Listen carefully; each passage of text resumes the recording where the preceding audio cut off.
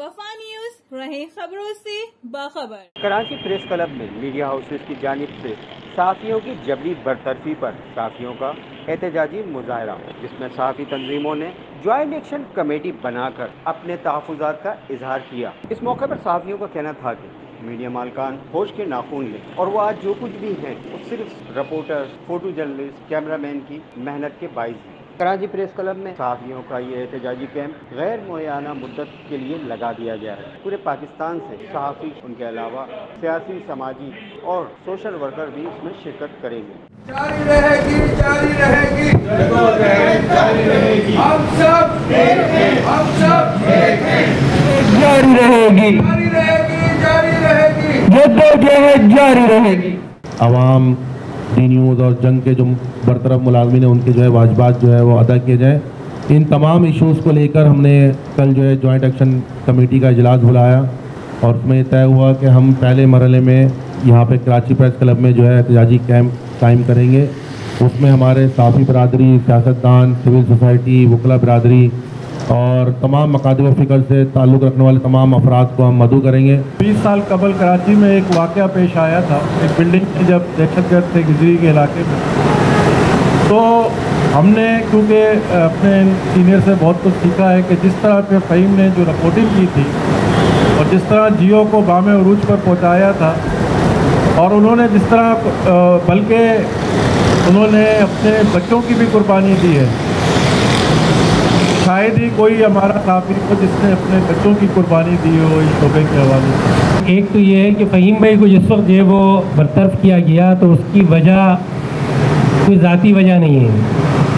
उसकी वजह ये है कि वो उठे थे और वो मुलाजमीन जिनकी तनख्वाहें कम थी इदारे में, जिस तरह हमारे रिपोर्टर हजरात को जो है जियो से निकाला गया, इसी तरह हमारे कुछ फोटोग्राफर्स हैं जो कि बोल के इंग्लिश अखबार में गए थे। आसिम रहमानी साहब हैं, अख्तर ख़ान है और दीगर साथियों को जो बरतरफ किया इनको भी फौरी तौर पे बहाल किया जाए।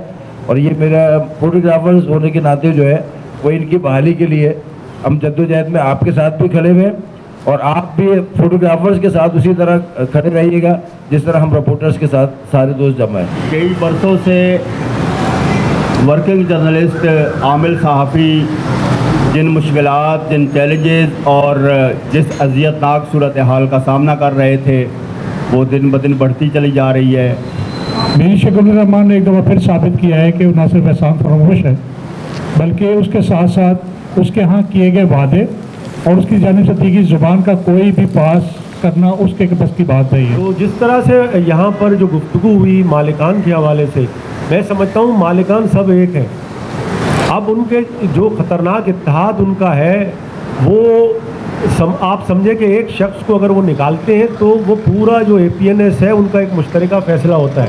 जमात इस्लामी की तरफ से मैं तो क्या, हमारी जमात इस्लामी की एक पॉलिसी भी है कि हमेशा सहाफ़ियों के साथ हम खड़े रहें। मालकान से ताल्लुकात अपनी जगह होने के बावजूद और उसका शिकवा भी उन्होंने जब हमसे उनकी मुलाकात करते तो वो इस बात का इजहार भी किया उन्होंने उनसे जब हमारी मीटिंग होती है जब। और ये जो इत्तेहाद है यही हमें कामयाबी की तरफ ले जाएगा। हम सब एक हैं। इसमें अभी जैसा कि सरबाजी कह रहे थे कि बहुत अच्छी तजवीज़ है कि एक राउंड टेबल की जाए जिसमें सियासी जमातों को भी बुलाया जाए, मजदूर तंजीमों को भी। यहाँ दोस्तों ने बात की कि मुझे बरतरफ कर दिया गया, यकीन जानिए मुझे इसका कोई मलाल नहीं है।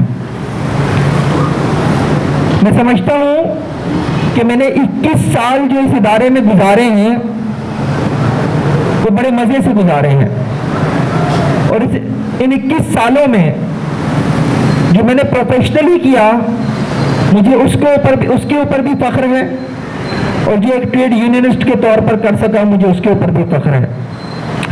बात क्या है, यहाँ दोस्तों ने ये भी जिक्र किया कि ये मालिकान जब मुश्किल में होते हैं तो हमारे कांधे इस्तेमाल करते हैं।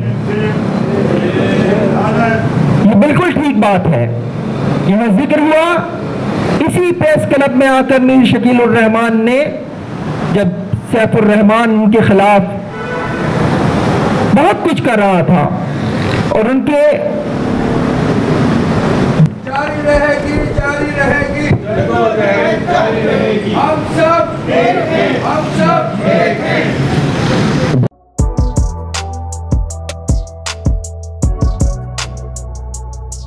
इस पर लाइक और सब्सक्राइब तो बनता है। Thank you.